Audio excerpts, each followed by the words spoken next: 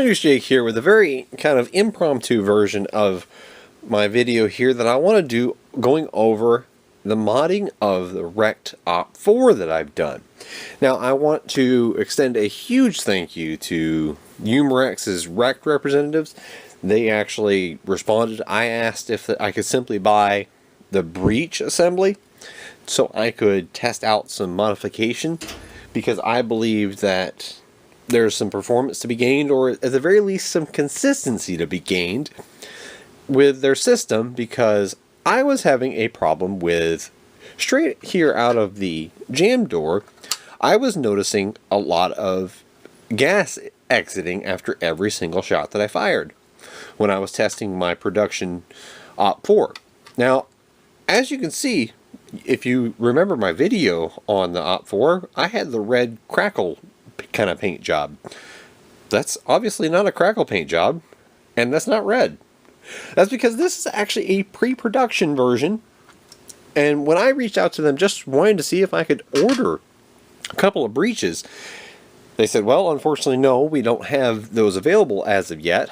What we do have though is some pre-production models still sitting here in the office, and we'll send them to you. Well, that's exactly what they did. And they wanted to know, in the end, how my testing went. And what my idea was is that I could do a brass breech.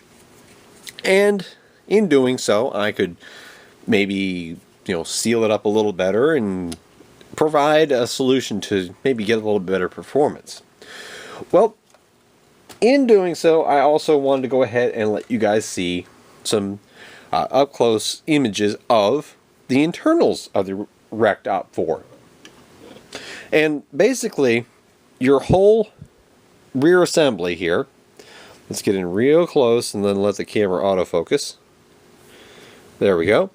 Now, of course, back here, you have, this is the buffer tube, and you can see the actual stock adjustment points there. But what we have back here is the full CO2 firing assembly.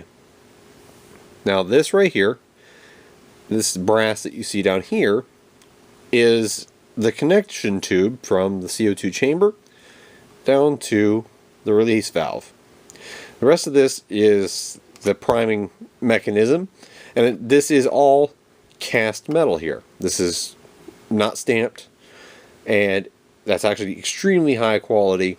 But that's what I would come to expect with my previous experience with the CO2 items, such as the BB and pellet assemblies that I have had from Umrex, or my airsoft assemblies. They know how to build something for durability. Now, that pairs up with the front assembly. Now, one key thing to note is that this rectangular port, if you were to get an OpFour and start to modify it, this absolutely must still line up with the top of the port there. Now these are some really well used pre-production models. I have not done anything with the blue one. I just took it apart for an example for this video.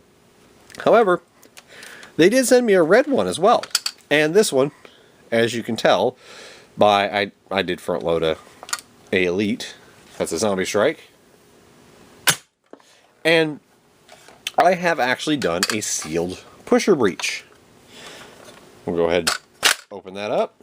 And as you can see there, their breech assembly already is kind of a hybrid pusher slash sealed. And I just took that a little further and went and put a 12-inch brass barrel, which I'm going to go ahead and say that might be a little excessive. While I have very good consistency, I don't have the super high FPS numbers you'd expect. I'm getting, depending on the dart type, I'm getting between 144 to 189. And it is depending on the dart type. The men gun style darts, right here, they seem to be doing around 145 to 160-ish. I can get some FVJs to hit all the way up to 189, and that's what's caused my backstop some pain. That's from my FVJ testing, because it started to blow holes in my little dart catching net. But I still have some work to do as far as feeding. it will 50-50 mag load. I mean, as of now, when I do my testing, it does indeed grab, and now you see 0 gas loss here. Before, you would have seen a puff, because you can see CO2 gas, especially right now. It's kind of cool here in the workshop.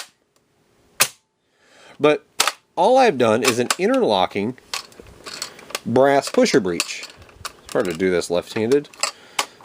There we go. Let me get both hands involved. Okay, but I do have the mag system worked out, but I do need to sand or Dremel down the edge here. It will sometimes catch and shear darts, and that's my own handiwork needing to be fine-tuned.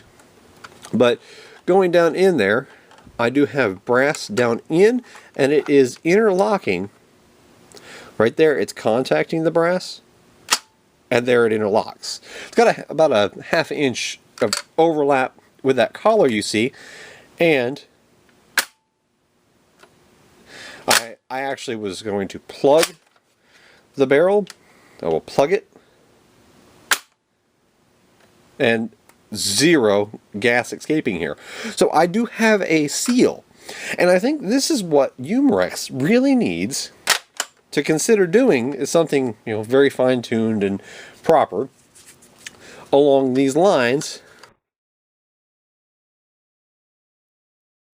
Okay. I blew a hole in the net. Now, just so you know, I am single loading these just to make it easier on me to keep track of which dart I've got, and because, like I said, I do have some tinkering to do with this setup. 202.7, and I will show you that. 202.7. The main gun darts, like I said, on the low end, they're doing 145 to 160. Here is going to be an FVJ. I am loading.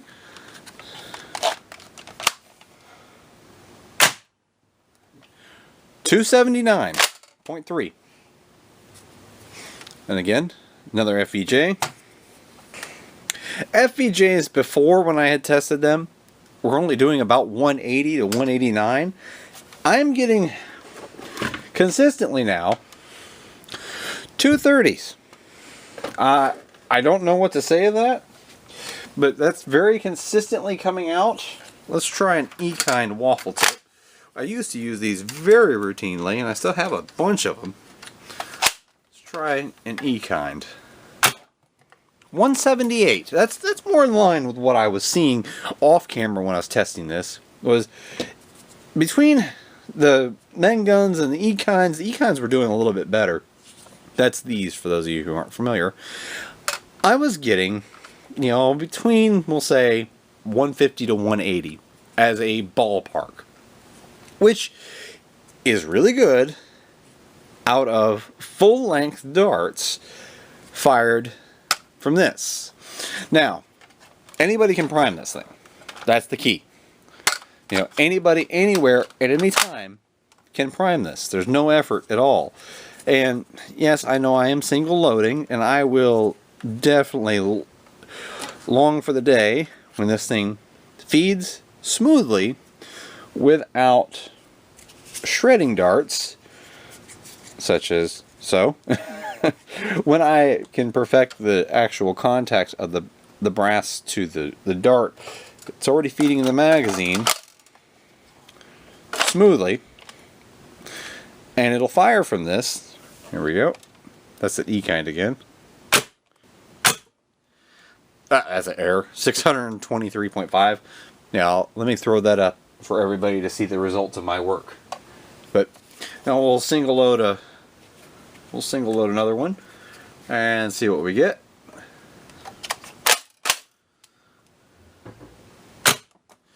$164.8. That's the ballpark I've been getting. So this is, I would roughly call it around 160-ish blaster consistently now. Between 140 and 180. I know that's a 40 FPS range, but depending on the dart, whether it's FVJs, which are even hitting over 200, but the key thing is that once I have this feeding perfected, I'm going to go ahead and actually show you sealing the barrel. Let's seal it up. And that's with it sealed, I was able to get a puff. I was getting that kind of puff of smoke every time I fired it with the stock breech setup. As is now, you get that nice puff out of the end of the barrel. But if you watch closely, let's watch real close. Absolutely no loss of gas right here.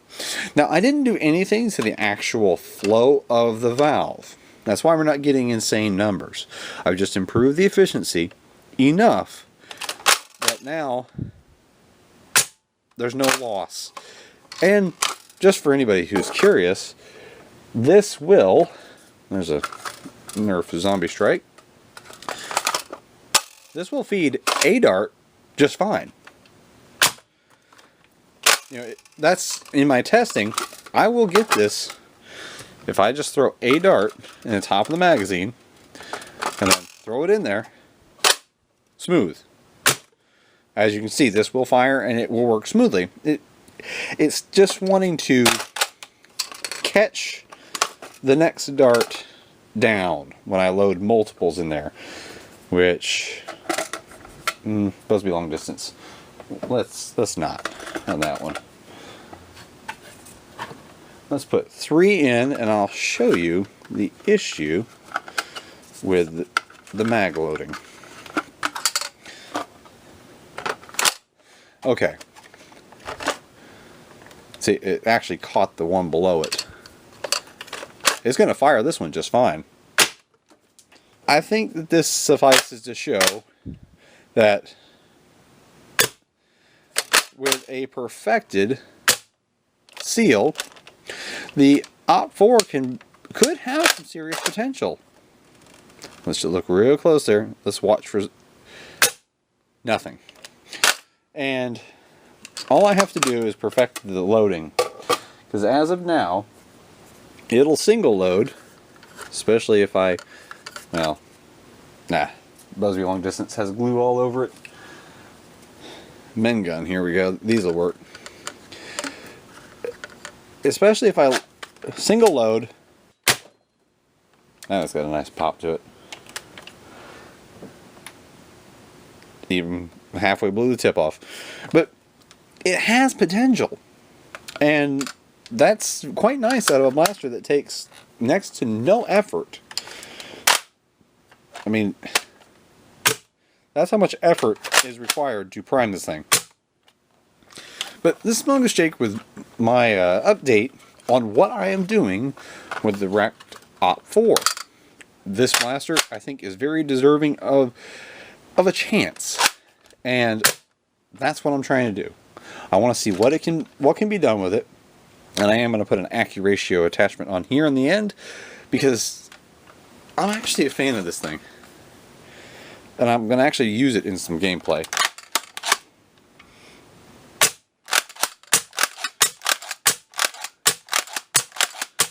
I actually liked it a lot.